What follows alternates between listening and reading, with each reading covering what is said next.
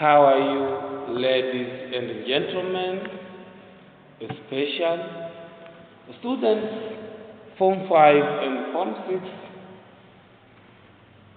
college students, university students, English teachers, tutorials, and lecturers. My name is Teacher Kaligo Dotto Njige, or Teacher Kadonji, the man of literature and the young African writer from Shinyanga, Tanzania. Dear listener, listen the play analysis, The Blood,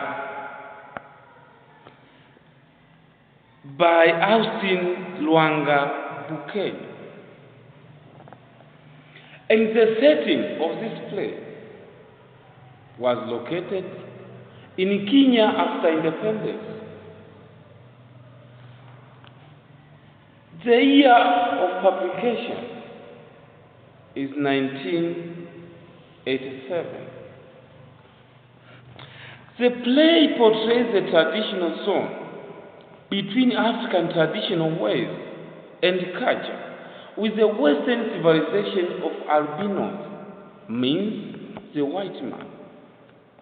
The name of characters in the play are finally African in origin, and the play is based on general recognizable African realities and concepts, such as the attainment of maturity through initiation, the search for supernatural guidance and help through divination, and the role of parents in the marriage of their children. Let us look at the title of this play, The Bride, by Lwanga Bukenya. The title of the play, The Bride, is firstly on one of the two main characters in the play, called Namvua. She is an immigrant girl who, from the alienation of the society, finds herself in a situation of dilemma of choosing herself a husband. She is courted to a school, but ends up getting married to the king, her boyfriend. This title is based on the concept of a play, Two Husbands, One Night. Namvua is married to another man on the final night of her wedding. She is therefore the one referred to as a bride. The title of this play, it is a direct title simply because it reflects the main characters whose Namvua is a bride. Let us look at the setting of this play. As I said before, the setting of this play, The Bride, was located in Kenya after independence. Also, the setting reflects an African traditional society of pastoralism, living the plain during the initial stages of coming of the white man, who was by then referred to as albino by the natives. Let us look at the style as used by a playwright, Lwanga Bukenya. Lwanga Bukenya has portrayed different styles in his play, The Bride. Number one, the use of dialogue in his play. That's why he used different characters who make conversation among themselves. For example, Namvua, and her parents. Number 2, the use of third-person point of view. The playwright expressed his play by using third-person point of view. Number 3, the use of songs was portrayed in this play. Let us look the plot summary of this play. The play is divided into 4 parties, known as movements. Each movement is given a title, derived from the main activity or the setting of the event. The play has the following movement titles. Number 1, Movement 1, named as the Dance of the Initiated. Number 2, Movement 2, named as Secret of the Shrine.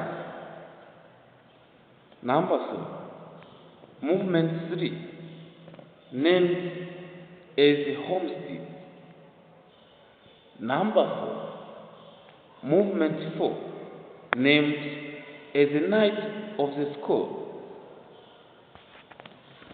Let us look one plot summary to another. Movement 1, named as the Dance of the Initiated. The event takes place at the village arena, an open space, apparently left for performing public or social activities. Lekindo and the other initiated are seen dancing toward a center stage. The dance continues for a few minutes, and then Lekindo gestures, and there is break. Lekindo informs the initiated that the dance should start formally, since they have made enough warm up. The male initiated, however, remind him that the dance could not start because Namvua, who was named the moon of the dance, had not yet arrived. Therefore, the formal dance could not begin in her absence. The female initiates, on the other hand, are seen protesting why Namvua should be chosen the moon of the dance, even now and again, when she is a foreign and not initiated by circumcision into the Rika.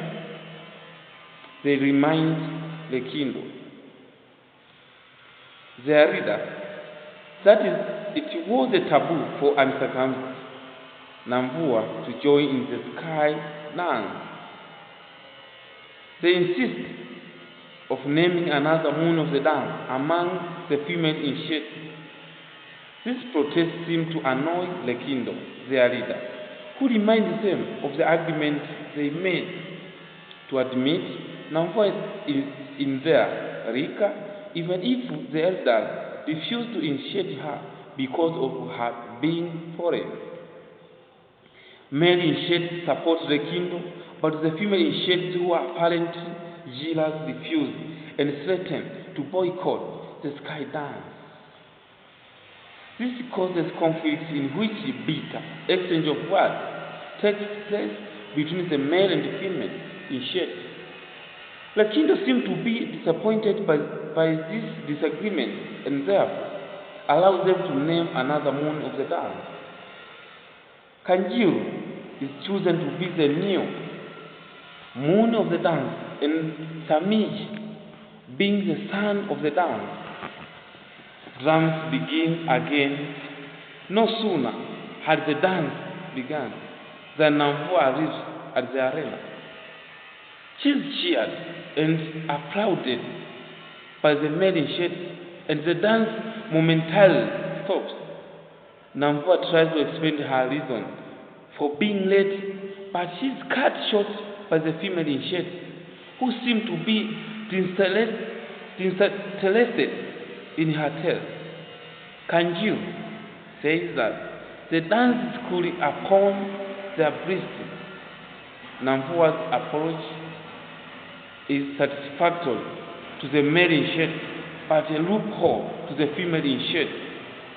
She says that her late arrival is because she saw Nagwede and Gagenya, the village elder, standing and talking in the middle of the path to the arena, and therefore she could not let them see her, since they could have suspected right away.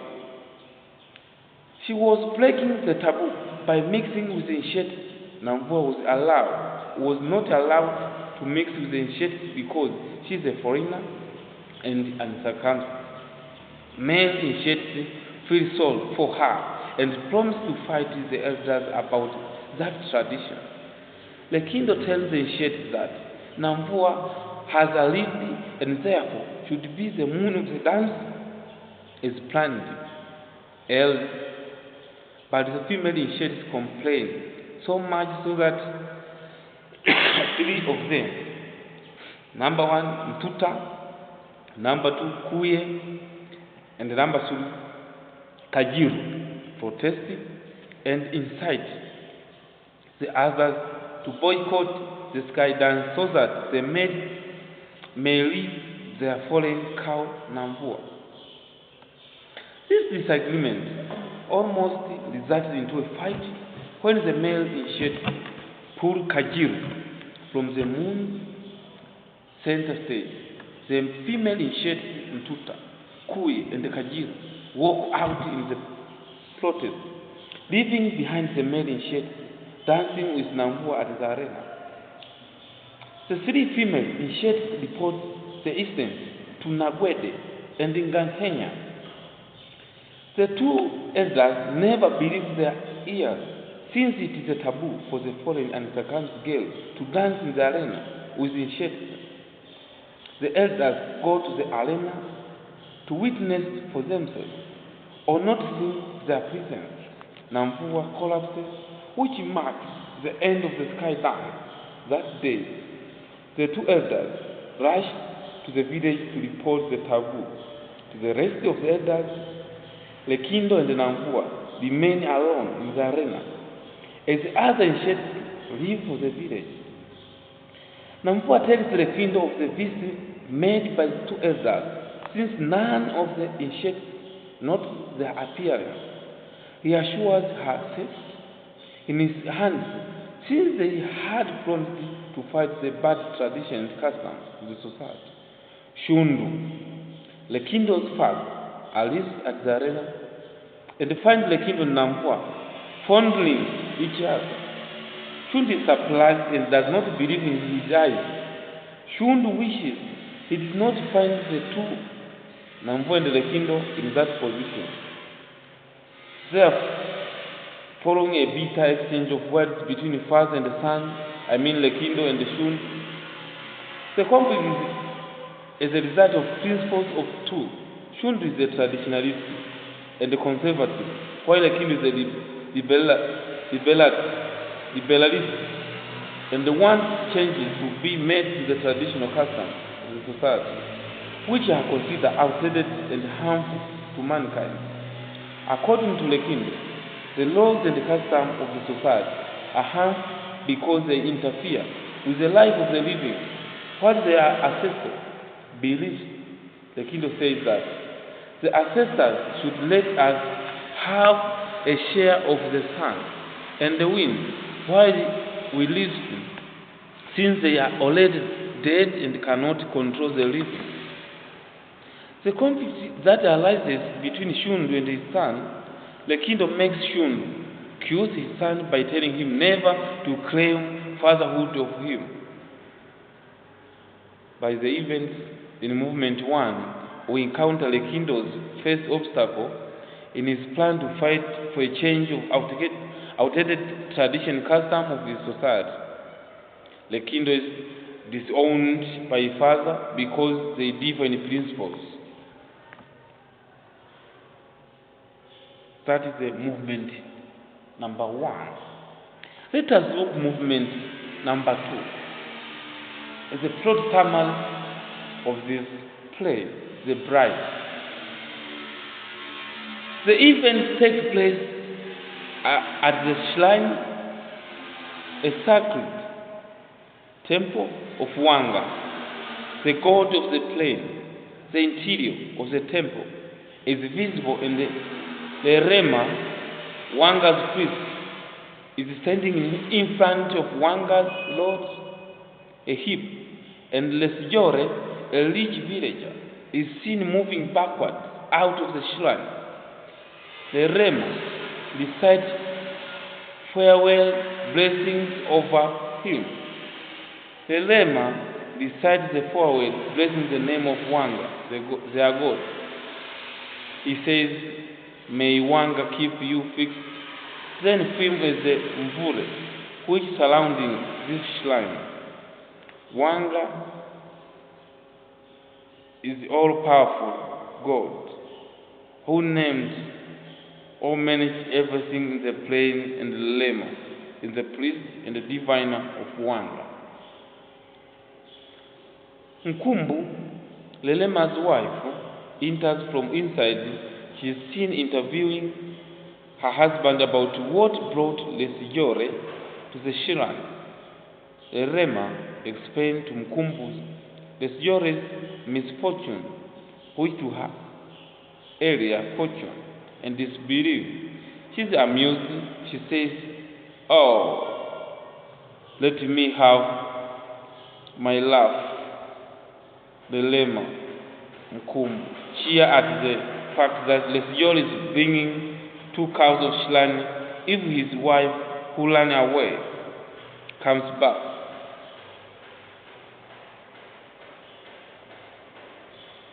Here we get the figure speech of onomatopoeia. Example, shown in movement 2. Secret of the shrine, onomatopoeia, as the figures of speech or literal devices. Example, Lelema and Nkumbu are accumulating ways for themselves by comeback. Capitalizing on the village's problem, their only world is the barrenness of Nkumbu. They do not have a child. Their own son, Letie, dead at infancy. Nkumbu, however, disputes this. She claims that Lelema does not die, and adds that Letie should be given a wife to marry. This couple keeps the skull of their late son in Lwanga's lodge, a heap in the temple. Nkumbu removes the skull, which she claims she was given by Lwanga. Soon storm at the shrine as the couple debate on finding Letie a wife. Nkumbu hides the skull. When she notes Shundu's presence, Shundu wants the Rema to summon the plane because of what he called Wazim that has entered the children's head. Shundu almost beats the massive drum himself when the Rema restrains him. The Rema takes the message drum and beats it to summon the plane of an urgent meeting. Shundu wants to inform people of the plane about the taboo which has been committed by the Rika of the albino. They shed by admitting and allowing Namvua, a foreign and circumcised girl, to dance the village arena with other sheds. Since the Rema is the priest of Lwanga, then he should be directly involved in cleansing of the plain. The people of the plain soon assemble at the shrine, and the Shundu is given dance to say why he has called people. The people of the plain are surprised at what the Rika of the albino have done by initiating Namvua into the Rika, which is taboo. The elders think that albino, the white man, as the one who have influenced the Rika, named after them to behave. So, they suggest that the albinos be killed. The male initiates also arrive at the Shilai, led by Lekindo. They swear that they will not kill, but rather will fight their battle without weapons. The male initiates break and deposit their spear at Lwanga's lord in the presence of elders and all people of the plain. Lekindo tells villagers to stop hunters and forget their difference at Lwanga's lord. This statement makes Shun so annoyed that he grabs Lekindo and struggles with him. They are separated by Lerema. Lerema calls Merio aside that he wanted to help a man talk with him. Merio narrates to Lerema how people have been shooting insults at him in his courtyard and on the path of the plain about his being a foreigner, and how the girls in the Rick of Albina shooted at Merio, telling him to stop Namvua from their dance. Lerema suggests to Merio the means of solving the problem between Namvua and her age mate. Lerema says that Namvua should be mailed off to Retier, the school, his late son, who died at infancy. This surprises Merio, but Lerema insists that Retier is a Lerema, and Lerema does not die. He tells Merio that if the marriage is accepted, then Merio will also be a father of the Shilai, because Namvua will be a heart made of Lwanga. Merio agreed to sing about the matter since Lerema promised him that it would be a secret between two of them. The couples, Nkumbu and Lerema, are seen making gesture of winning of their friends to get Retier a wife soon. This is an element of hypocritical behavior by the priest and his wife. Also in this part of plot, movement 2, we get the figure of speech of hyperbole.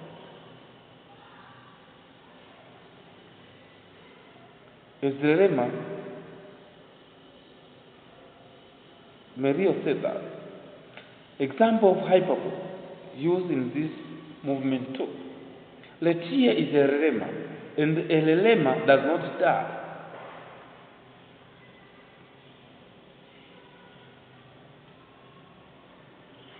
The parent has floated the hyperbole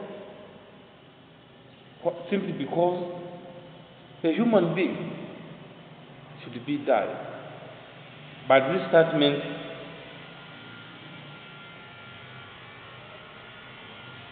used Lerema does not die means she is alive, never died. That is not true. Let us look movement 3 as named homestead as a plot summary of this play, The Bride. The events in movement 3 take place at Merio courtyard. Namvua is seen kneeling at the greeting stone, greeting Millet. Her parents are away, and therefore she is alone in the homestead.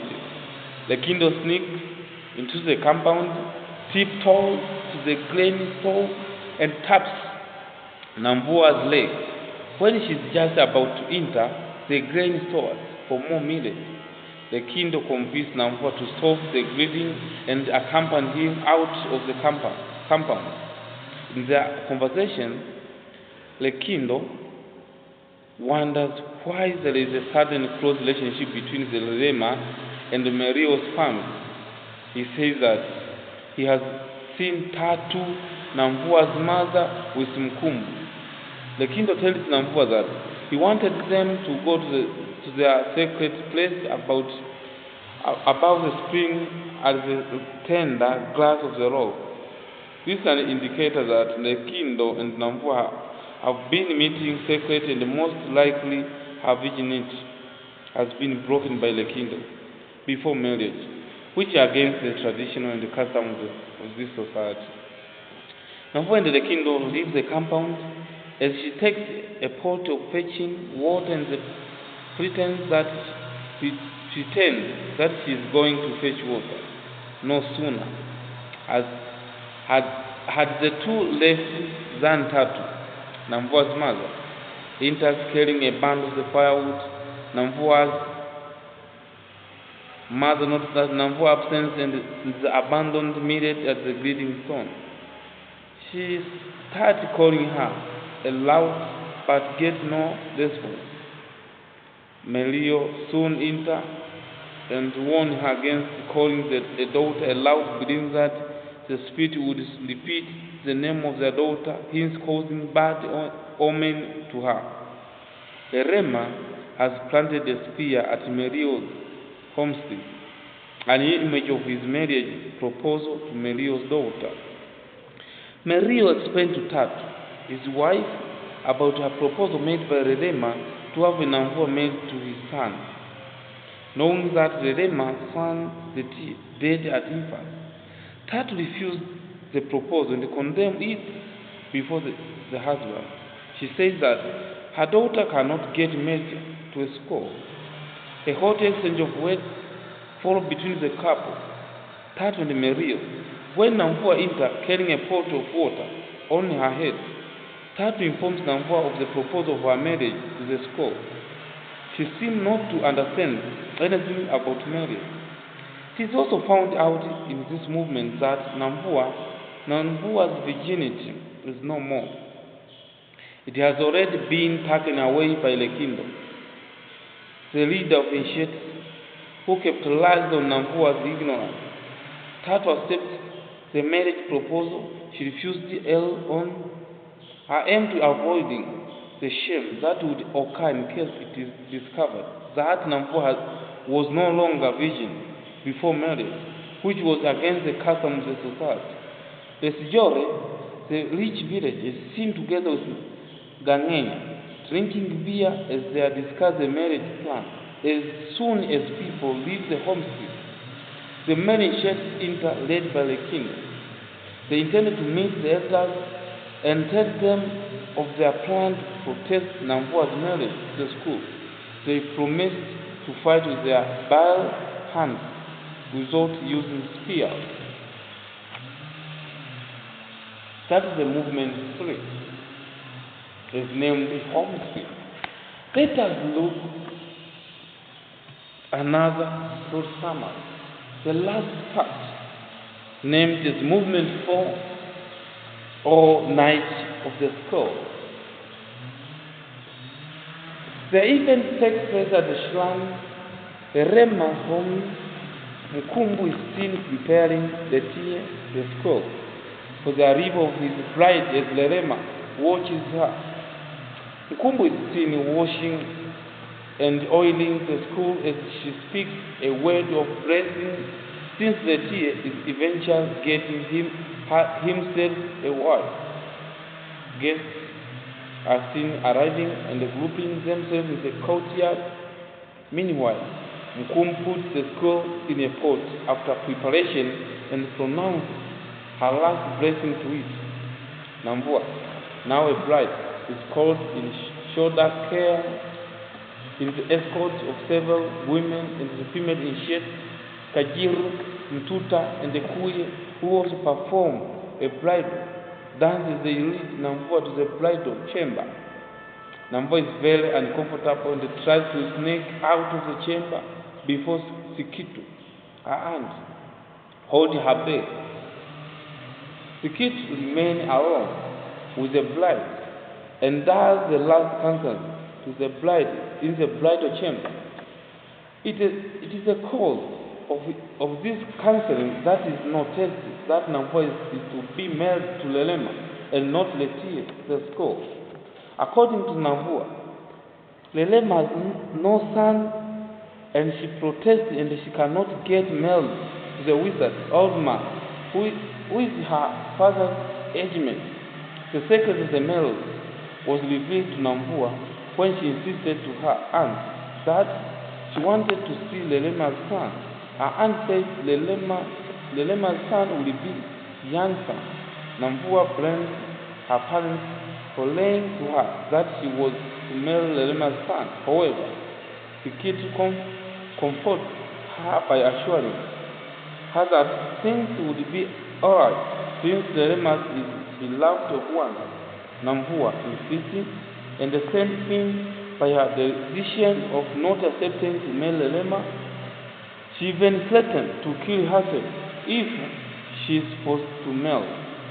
The crumbling old ghost, Sikitu tried her best to convince her that men never grow old and even goes far to give Namvua family life protective charm, after which she leaves the bridal chamber and Namvua remains alone in the bridal bed. The kingdom and other male ships next to the shrine, they storm into the bridal chamber, take the scroll and give Namvua protection and escort her out as the kingdom goes to the crowd. The kingdom is seen addressing the crowd when Samis, Melanie, and the Kitab with Namvua are raised. They are carrying the pot with the scroll. The kingdom criticizes this traditional custom of marriage between the living and the dead. The elders are confused when the scroll is crushed by a shed to peace. At the end of the play, the lemma consists defeat and the crown, the kingdom to be her shrine and Namvua a hardness of Lwanga. The lemma declares the kingdom and Namvua. Man, the wives are confessed to the people that even the shrine there is a soul, but the kingdom has proved left enough to hold himself during this situation. That's the end of plot summary of this play. After looking at the plot summary, we are going to look the characters and the characterization in this play, the bride.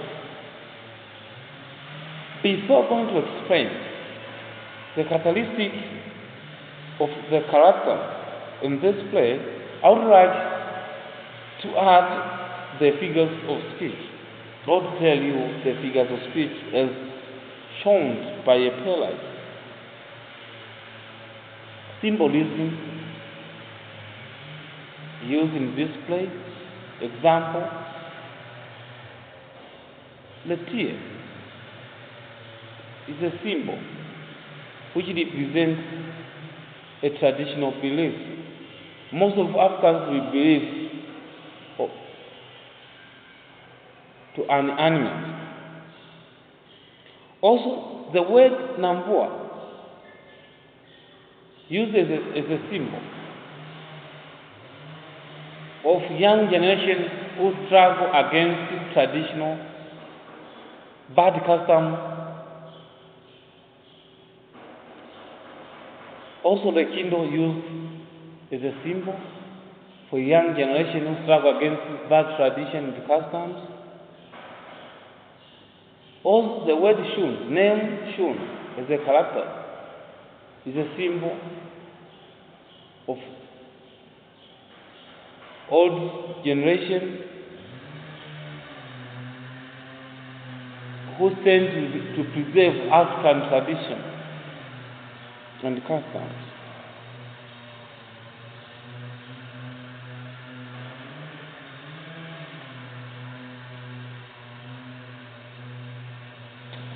Also, let us look at the characters and the characterization as shown or portrayed by the playwright Austin Lwanga Bukenya. The main character in the play, the bride, are a kingdom and Namvua.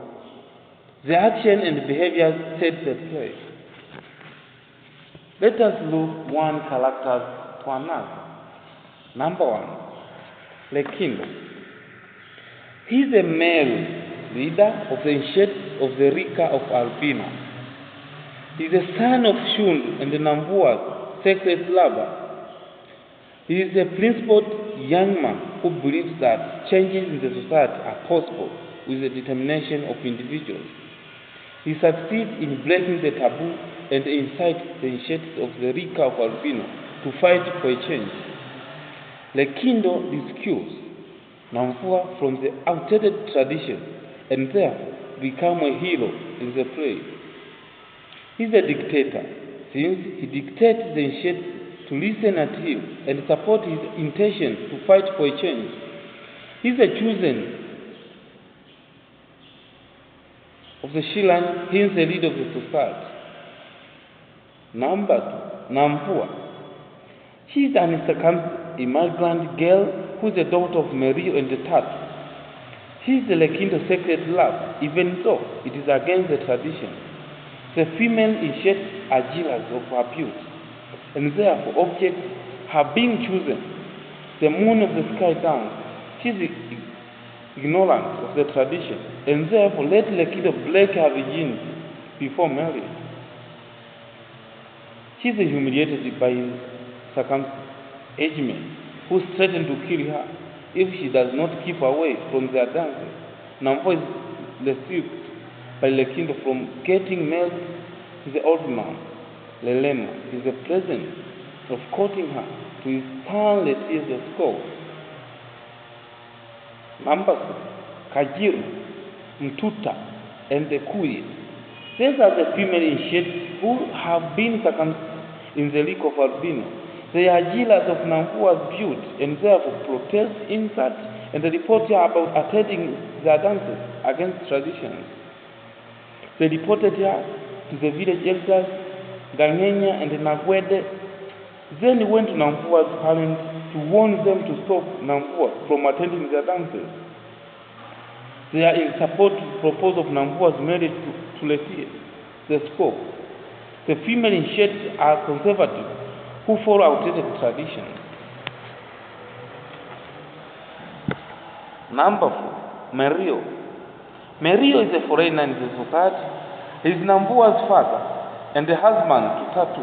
He is alienated, discriminated, and humiliated by elders of the society. The elders insult him despite the good contribution he had made to the society. He once stopped invited who lighted in the village. Merio lives in fear among the elders and therefore has no objection of their proposal.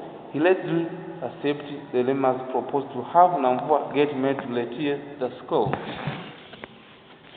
Number 5, Lesjore is a rich villager in the society. He is a polygamist and hypocrite, since he only consults the priest of Lwanga, the Lema, on when he has personal problems. His tradition, since he supports the marriage proposal between Namvua and the skull. The Lesjore also joins hands with the elders who want the albinos killed. Number 6, Gangenya. Gangenya is a village elder. He is a hypocrite, since he had given Merio, her daughter, to marry as a second wife. It is taboo. Ganyenya's wife is a sister to Merio's mother. He is conservative, traditionalist, since she refuses Namvua from mixing with other Nshet simply because she is uncircumcised. He suggests the killing of albino as a means to the conflict between elders and the male Nshet. He supports Namvua's marriage to Letie. Number 7, Kitabi, Melange, and Samej. These are male Nshet in Lika of albino. They are loyal to Lekindo, their leader. Therefore, they are ready to fight what they consider as outdated tradition, which is discriminated against foreigners. And then them Nshet and right. The male Nshet play a big role in rescue of Namvua against the tradition. They are therefore rebel whenever change is inevitable and promise to bring changes peaceful without shedding blood. Number 8, Shun. is Lekindo's father and the trunk of the elders' council in the village. He is a conservative who believes in tradition dictated by ancestral spirits. He is a hot-tempered old man, since he accuses his son, Lekindo, when they disagree on principles. He also suggests that the albino, the white men, be killed since they have influenced by the liquor, named after them to disobey the tradition, shun trusts and believes in the power of Lwanga, the god of the Shilan, which is the reason why he reports the taboo committed by the initiate to Lwanga, priest as the Shilan. Nagwede. Number 9. Nagwede is a village elder. He is an ignorant conservative who believes in the ancestral religion and the traditional values. He supports the killing of the albinos and participates in decision making in the village. Number 10. The Rema is a priest of Lwanga who stays in the Shilan with his wife. Nkumbu is a hypocrite who capitalized on the ignorance and the problems of the village to enrich himself. He is considered a mediator between the villagers and the Lwanga, their gods. The Lema appears weak before his wife, Nkumbu, because she compelled him to organize marriage for a year, the school of the late son who died at infant. The Lema concedes defeat when he pronounced Lekindo as her the Shilan and gives him blessing to marry Namvua. Number 11. Nkumbu is the Lema's wife who lives in Shilan.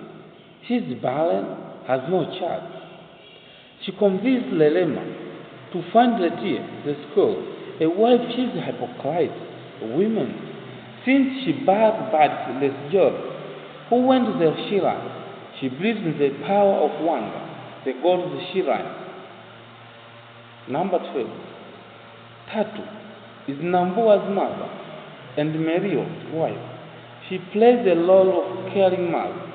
When she interviewed Nambua about her relationship with Lekindo, she is concerned about the welfare of her family, especially her daughter, Nambua. Tatu has no objection on Nambua's marriage to Letia. The school, when she proved that Nambua was no longer a virgin, Tatu suffered from the discrimination of her family by villagers because her husband is a foreigner. Number 13. Sikitu. Sikitu is Nambua's aunt. She participated in preparing Nambua the night before her marriage to Lema's family. She is an ignorant and conservative woman who believes in tradition and the power of Lema, Lwanga's priest. She is a hypocrite, for she knows the planned marriage is meant to humiliate Merio's family, but never objected. She is even aware that Lema is the one who is marrying Nambua for a second wife. That is characters and the characterization of this place. Let us look them found in this place. Number 1. Traditional custom and beliefs. The traditional initiation through circumcision for both boy and girl, the vow of virginity in marriage, the rite of courtship and marriage have been portrayed in the play. These customs are believed to be dictated upon the ancestral spirits, and anyone who breaks them is punished. Number 2. Religion. Religion is a belief in superhuman power or power of the priest. In this place, there is a belief in the god called Lwanga, who dwells at the Shilan and his priest. The Lema, whom the villagers tell their problem so that he may ask for forgiveness from Lwanga, is said to be the provider of everything, since he can give and take away life. Number 3. Discrimination and alienation or humiliation. Alienation is the feeling of not being part of the society or a group. Discrimination is the act of showing partiality or prejudice in the treatment, while alienation is to be shown unfriendliness to a person or group of people or person for certain reasons. In the place, the bride Merio's family is alienated by people because he is a foreigner. Namvua is not supposed to join the other initiating their dances, and could not be married. She is taboo. The discrimination has affected her psychological and makes her give in the kingdoms before marriage. Number 4, protest. Protest is an act of expressing disapproval, publicly or inwardly, to a certain law or order. In the bride, the male initiates express disapproval of the custom and beliefs of the society, especially some of which they consider harm the society. They protest against the discrimination of Namvua from the initiation right in the plan of the marriage in the tears at school. The female initiates also protest against the acceptance of Namvua into the Rika of Albino. The elders protest against the male initiates who have decided to admit Namvua into the Rika against the tradition of the society. Number 5, superstition is a belief based on fear or ignorance that is not in accord with known fact and irrational. Wrote in the bride, we note that the society considers a taboo calling someone's name aloud. They say the spirit may repeat after you, and thus causing bad omen to the called person. This is seen in movement 3, when Mario wants tattoo against calling Namvua aloud. Superstition is also seen when Mkumbu, Lelema's wife, claims that Lelema does not die and therefore keeps the school of her late son. Number 6, hypocrisy is an act of pretending to be what one is not in order to hide one's true character. In the bride, the rich villager, is a hypocrite. He pretends to be whole and visit the Shilan only when he is befallen with problems. Mkumbu and Lelema are also hypocrites. They pretend to be the handmaid and the priest of Lwanga, respectively, when they are out to enrich themselves with the divination expenses paid to them by the villagers. Gangenya is also a hypocrite. He offered her daughter for marriage as second wife to Mario, while he knew very well that Mario was related to the girl. Number 7, betrayal. Betrayal is an act of foreign uphold an argument, convenient or trust between people or persons. In the place, the bride the kingdom falls to uphold the trust given to him by the elders to lead the initiatives of the Rika of Albino. The kingdom went against the norms of the society, apparent. That is the them found in this play. Let us look at the conflict. Another part element of conflict is a disagreement between people or groups. In the bride, there are conflicts between Namvua and the other female initiates. The male and the female initiates. Another conflict between Namvua and the other female initiates. Male and female initiates. Lekindo and his father. Melio and the village elders. The elders and the male initiates. This conflict arises because of difference in interests. The conflicts are later resolved when the male initiate wins the battle against the alienation and discrimination of any humankind. And in addition, in this part, conflict. The main conflict is social conflict between cultural conflict. The main conflict is cultural conflict between young generation and the old generation. Young generation wants changes, and old generation decide to preserve their culture. And also another conflict, social conflict. We see the social conflict between the society.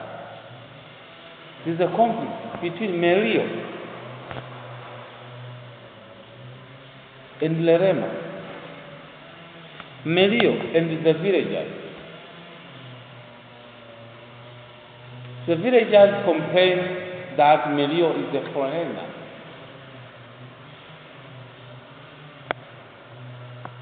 Another conflict, interpersonal conflict between a person and another person. Example, there's a conflict between Namvua and other female insects who are disliked. Namvua does not engage in the dance of the moon. Another conflict between males and the female insect. Another conflict, Lekindo and his father. Another conflict, Melio and the village. Another conflict, elders and the male insect. That is conflict. Let us look at the role and position of women in this place. In this place, the role of women is portrayed with the following reasons. Namvua, Tatu, Sikitu, Mkumbu, female insects, and the Gangenya's daughter. Women is taken as a tool of men's pleasure and never the decision maker. This clearly seen when the kingdom became a man of Namvua and eventually breaks her virginity, which is against the custom of the society. Namvua is also forced to marry Lelema, an old man. Women also be given to men as a reward. This is reflected in the play when Gangenya gives her daughter to Melio as a reward when Melio stops sewage. Women are regarded low and are never given leadership in the society. Lekindo, a man, is a leader of both male and the female insect. He is seen commanding and dictating terms to the female insect. Women are also responsible for taking care of their family. This is reflected by Tatu, Fikitu, and Mkumbu. They are women who are seen to be protecting their family. They struggle to keep the names of their family. That is the role and position of women as portrayed by playwright Austin Lwanga, Bukenya. Let us look at the message found in this play. Number 1. Cultural conflict. Cultural conflict should be solved in order to maintain peace in the society. Number 2. Outdated customs like female genital masturbation should be discouraged simply because it led to death to the girl. Number 2.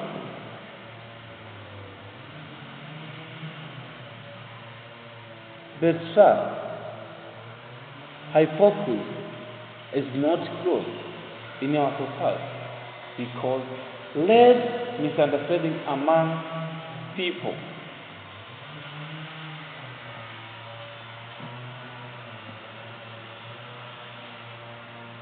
Superstition belief led conflict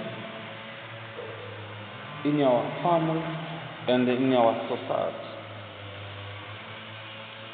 Conflict is not good in our family and in our society. So, to be solved in order to maintain peace. That is the message found in this play. Let us look at the last part, which is relevant of this play. Number 1. Traditional custom and belief still practiced in African society. Discrimination and annihilation still problem in our society, the young generation. Conflict among people in the society still a problem. especially to the young generation and old generation.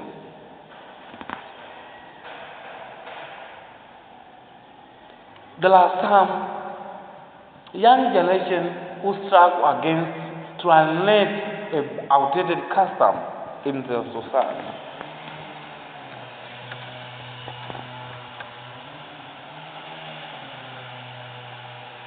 There are people who have Christ and betrayal their families and decide to choose another alternative ways of living and led misunderstanding in their society. My dear listeners, especially students, Form 5 and Form 6, the philosophy of this playwright, I mean Lwanga Bukenya, he believes in cultural issues or cultural interference between young generation and the old generation. That's why he used two groups in his play. Group number one, young generation controlled by Lekindo, and the old generation controlled by Sean, who is Lekindo's father. These two groups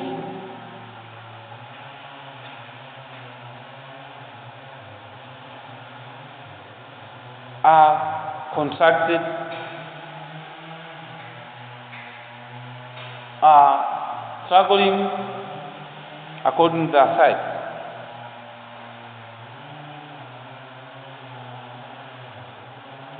That's the end of Pray and Writing. Thanks for listening. Don't forget to subscribe, like, share, and comment below this video.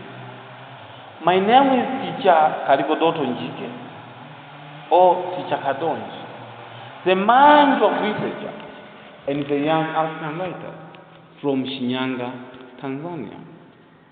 Thank you for listening. Thank you for listening. I would like to greet African writers.